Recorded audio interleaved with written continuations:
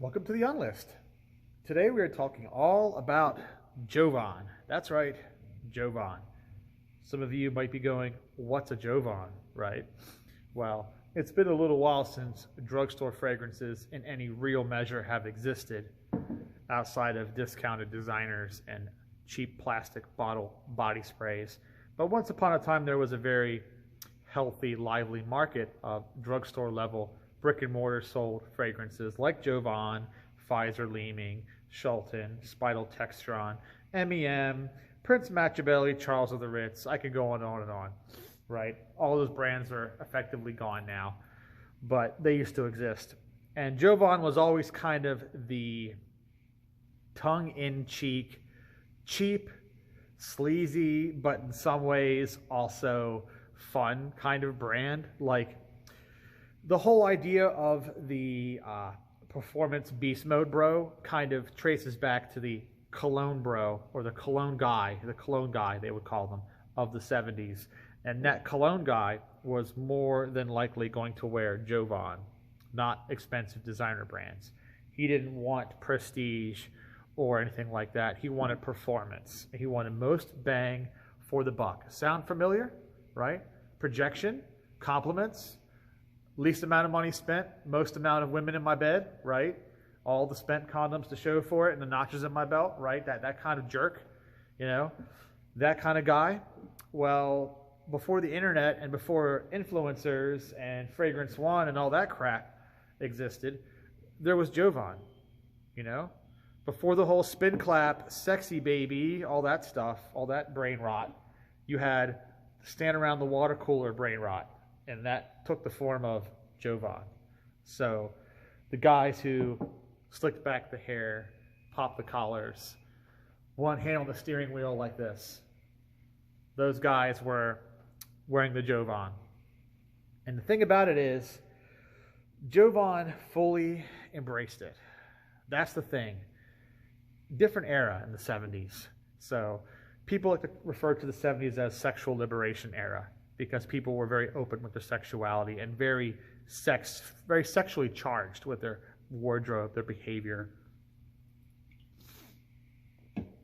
You could actually get Siskel and Ebert to review a porno, which you wouldn't see nowadays, but like Debbie Does Dallas actually had reviews from movie critics, surprisingly enough. That was how liberating things were in the 70s with that. And even though the kind of guy who wore Chanel and Dior would go to a fancy nightclub, Jovan was for the guy that went to a pool hall or a bowling alley or like a small town sawdust floor bar, right? Someone going to a strip club or a peep show, that was who Jovan was effectively for, you know, the big pimp mobiles, you know, that whole thing. So Jovan leaned into this aesthetic because Jovan was originally a youth-oriented brand, but you have to understand its origins to know why it would transition from youth to that, right? Seems like a big leap of logic there. Well, Jovan came about in the 60s, and originally it was a guy named Bernard Mitchell who founded Jovan, and it was just a locally homespun kind of cosmetics brand based out of Chicago, Illinois, and the earliest fragrances mimicked most French brands or most higher-end cosmetic brands like your Estee Lauder type of things. Mink and Pearls was the first perfume Jovan came out with in 1967. And, well, Bernard Mitchell had a run-in with a guy named Barry Shipp. And Barry Shipp was a Revlon sales representative who lived in Chicago but would frequently visit New York City when he had to go back to the mothership, you know, back to Revlon headquarters. And one day he was doing that. He was on a business trip back to New York, and he was in Greenwich Village, and he saw a bunch of hippies forming a long line outside of a head shop. And he was like, what's going on here? What are y'all trying to buy? And they mentioned they were trying to buy this aphrodisiac oil, this musk oil that would, you know, get you laid. So he was like, is this real? So he decided he had time to kill. He waited in line.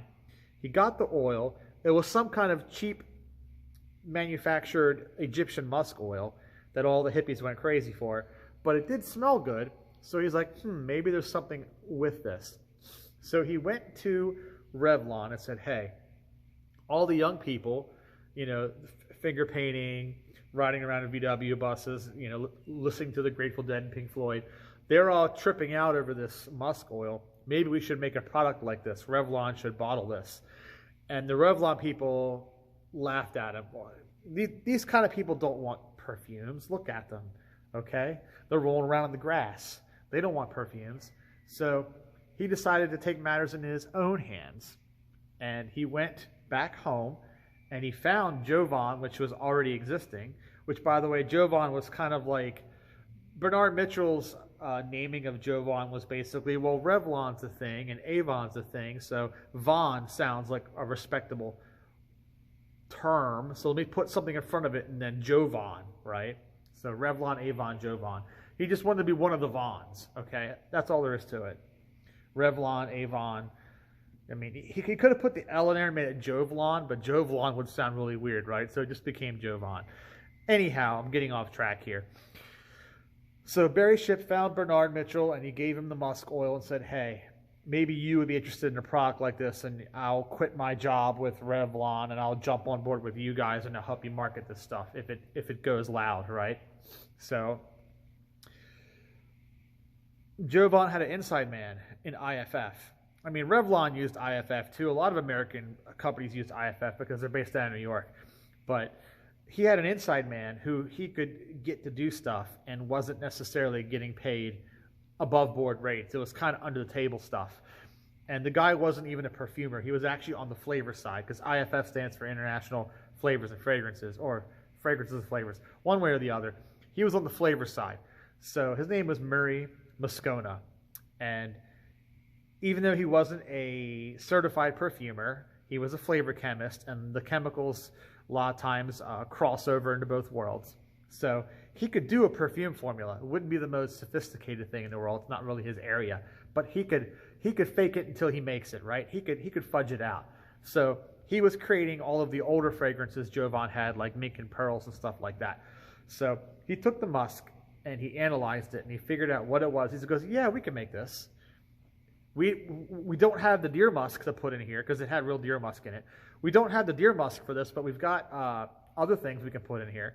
And it has basically a version of Tonkatone, which I think Tonkatone is a Firmenich molecule, so it wouldn't be called that for IFF. It'd be called something else. But he had effectively a Tonkin synthetic proxy kind of note. So he would put Tonkatone in this, and then some white musks and pat it up. And bada bing, bada boom, here's your musk oil. So Jovan sold it originally at gas stations around local Chicago area. It got really successful, so then pushed it out on the national side of things, and it went to all cities. Eventually, it also continued to gain ground. So then he decided to make a proper alcohol-based version. And the alcohol-based version was split into his and hers. So you got Jovan Musk for him. That also became a huge success.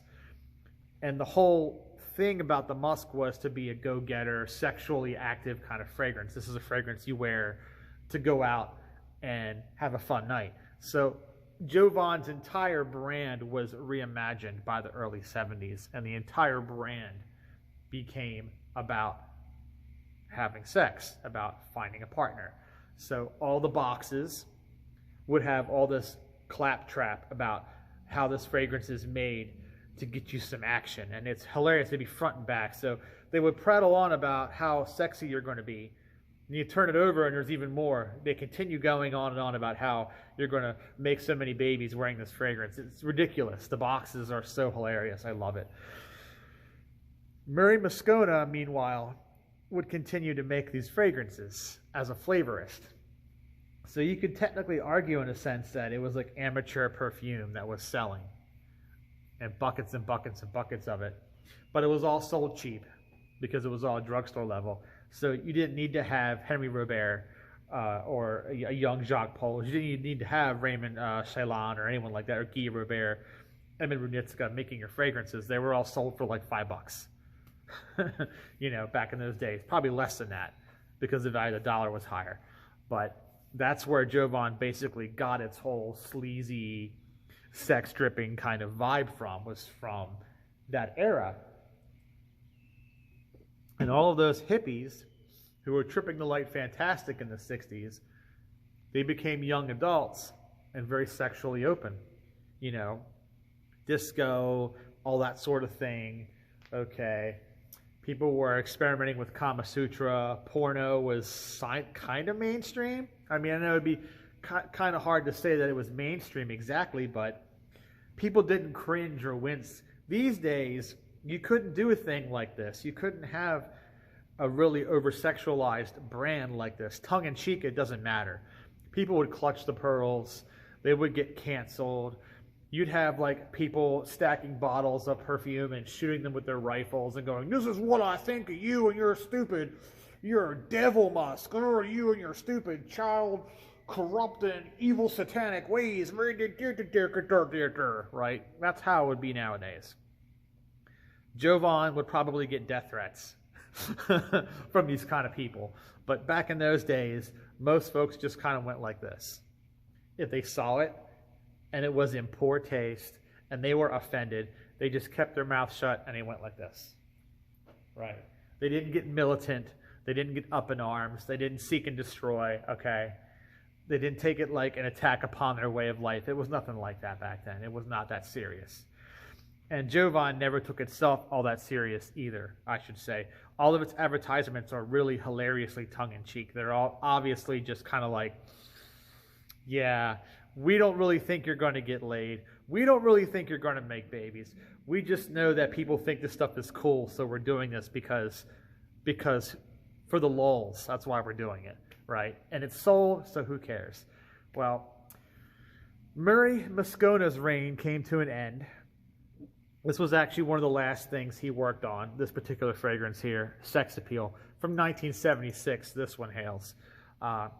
Beecham picked up Jovan, bought Jovan from Barry Shipp and Bernard Mitchell, who then walked off in the sunset rich. Shipp stayed on board as CEO. Mitchell took his pay cut and left. But underneath Beecham, proper perfumers were assigned. It became a global brand. It was sold all across the world. And there was even a Rolling Stones campaign where Mick Jagger was required to wear Jovan Musk during their Tattoo You tour, the logo with the lips and the big tongue. That's what they use now as their band logo, but that particular tour is where that particular logo started, with the tongue. And during that tour, Mick Jagger was endorsing the Jovan Musk, and he had to wear it. It's just hilarious when you think about it, because Keith Richards is known to wear Abbey Rouge by Guerlain. So here you've got the guitarist who's like this shriveled up guy who smokes too much, but he's wearing the classy French perfume. Meanwhile, the guy, the go-getter out there with the microphone, he's head to toe dripped in this nasty Jovan Musk, right? It's hilarious. So if you were a groupie and you were backstage, which one would you pick? Would you pick the despondent, sophisticated guitar player in his Guerlain, or would you pick the extroverted singer head to toe in his cheap drugstore Musk? Tough choice, right? I don't know. I'd take both personally, but that's just me. Beecham didn't really get on that well with Jovan, though, and eventually Barry Shipp, through a weird Byzantine buyback practice, was able to get all of the corporate members of Jovan to buy their shares back from Beecham, which would then have them go independent once more and form a new company called Quintessence. As Quintessence, they would try to be a bit more respectable and release more designer-esque fragrances, one of which you may know. It is Aspen. The original version of Aspen was not a Coty product. It was a Quintessence product. And all the Jovan fragrances were labeled as Quintessence instead of Jovan Incorporated. Now, Coty would eventually come knocking, because Coty was engaged in a bit of a Musk war with Jovan in the 70s. A lot of drugstore brands ended up going to war against Jovan, because Jovan was this upstart underdog brand, this locally owned brand that came out of Chicago. And then MEM and Schulten and Revlon and Coty and Elizabeth Arden, all these brands would pump out their own version of Musk, right? And it was the Musk Wars. You know, George Lucas, Musk Wars, Episode 4, A New Musk, whatever. It got pretty brutal. All these Musk products hit the shelf at that time, and people were inundated with choices.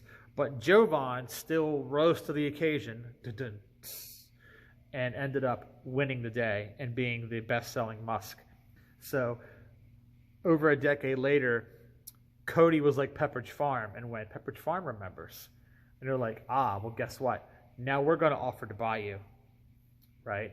So Barry Shipp, who had already sold the company once and made a bunch of money, and then bought it back for less than he sold it for, so made money on the deal. He had little greedy capitalist vulture eyes again. He's like, I'm going to sell my company a second time. So this absolute creature sold his company again, this time to Cody, and got an even bigger paycheck this time, and walked away into the sunset this time. He didn't stay behind his CEO like he did the first time with Beecham. He took his payout and he went. But it's hilarious because who sells their company and buys it back and makes money on the deal and then sells it again? Sells your own company twice and makes a profit both times. Laughing all the way to the bank. Just hilarity, all the way to the bank. But he did. And it became Cody's problem. This particular bottle you see here is from that very early Cody period. So it's still no barcode. It's still early 90s. 3-ingredient list. It doesn't have ingredients on it. But the thing that tells the Cody bottles apart from the earlier ones is the Jovan ones. If it's sex appeal like this, blue logo. If it's the quintessence bottles from the 80s, also blue logo. Once you hit the Cody era, 91, 92, you go to the white text. The current ones, the newest ones, have a different print on them, and they are reformulated, and they don't smell as good, naturally. So cheap fragrances don't suffer reformulation very well. Expensive ones with the proper budget will still smell good. Paco Rabanne Pour Homme still smells good. But cheap fragrances typically suffer greatly under reformulation because they were already cheap to begin with. So how can you hollow out something that's already hollowed out to start with? Make it even more hollow, right? Doesn't work. You can only trim so much off of a bare bone. You're down to the bone. You can't trim anymore. So reformulation on drugstore fragrances usually ends in disaster. And so it does with the sex appeal. They don't smell terrible, but if you really want a good representation of what this fragrance meant to people, you want these bottles with the weird, funky 70s letters on them. That's the ones you want to go for. And they're cheap. Nobody sells these for a lot of money anywhere. Like even old blue letter bottles from the day, still cheap. I mean, $50 at the most. You're not going to pay a lot of money for Jovan. Only if it's discontinued. For some reason, Jovan discontinued fragrances skyrocket in price. $300, $400 for discontinued Jovan. But if it's still being made, if you can still buy it, the older ones don't sell for anything. You can get old Jovan Musk all day. No problem. So that about wraps it up here. This particular fragrance, one of the last Murray Moscona fragrances, it's very simple. You can tell that this was made by a flavorist and not a perfumer because it smells like something a flavorist would concoct. It quite literally is like orange oil and sandalwood, because that was plentiful. You could still get sandalwood in the early 90s. So orange oil, sandalwood, lavender, bit of geranium, lots of patchouli. Definitely patchouli in this. Bergamot. Maybe a bit of tonka. It's got some kind of amber accord in here, and the amber accord is probably a synthetic of some sort because I don't really see them using anything like labdanum in here. It's not happening because it's simple and cheap, right? So, but the thing is, as simple and cheap as this is, the naturals shine through. You would be amazed at how noticeable the naturals are in a cheap but old and well-made drugstore fragrance. You get a cheap, old, well-made drugstore fragrance with fewer materials than a designer, fewer materials than a Guerlain, but the quality of the materials shines through because there are less materials. So you smell that sandalwood, you smell that patchouli, it's there, That's why you don't want the new bottles. You want the old bottles because you can literally smell it, which is crazy because something like this nowadays would be like a $400 Arise Lador bottle or something. You know, it'd be some kind of crazy. Ensar Oud would sell something like this in like a parfum concentration and charge you half a grand for it. But you can have it here for like 20 bucks on eBay or something. And yes, it's dark like this. Don't be afraid it's not turned. The newer bottles have a lighter juice. The older ones look like this. And I was a kid in the 90s and they always looked like this. This hasn't turned. This is just how the fragrance looked. So it's always had this kind of amberish color to it. And the musk is red, just straight up red. So you'll know vintage Jovan musk because it's red. It looks like a brick wall in a bottle. So there you go, guys. The story of Jovan. Cheap and sleazy. Are you going to have 400 babies if you wear this stuff? I don't know. Ask your grandparents if that's how you were conceived. If they did the horizontal bot because mom was wearing mink and pearls or dad was wearing sex appeal or something. You can decipher that. I don't really want to go there. One thing I do know is that Jovan, once they became a creature of Cody, the sleaziness and the tongue-in-cheek sex humor kind of went down. And even though they still make flankers, there's a black musk, a tropical musk. There's a couple different ones. They've had a few different releases over the years, but they are not really in the same spirit they once were. So, you know, those 70s releases, the musk oil, musk for men, Andron, Monsieur Jovan, sex appeal, grass oil, ginseng energy, all of those are fun times if you can find them. Some of them are discontinued, but really fun fragrances, not serious, cheap, but they don't smell like trash. And if anybody tries to compare this to Pierre Cardin, I'm going to slap them. Okay? I own Pierre Cardin, and I always hear garbage from people in the peanut gallery how Jovan Sex Appeal is a clone of Pierre Cardin. Well, let me tell you what. I have deep vintage original Pierre Cardin, and I have this, and they share a couple of similarities, but they are by and large unrelatable to each other, unless you think having patchouli makes you a clone. If having patchouli makes you a clone, then I guess everything is a clone of Pierre Cardin, so just go off. All right, guys, this has been fun. Hopefully you enjoyed it. Have a good one.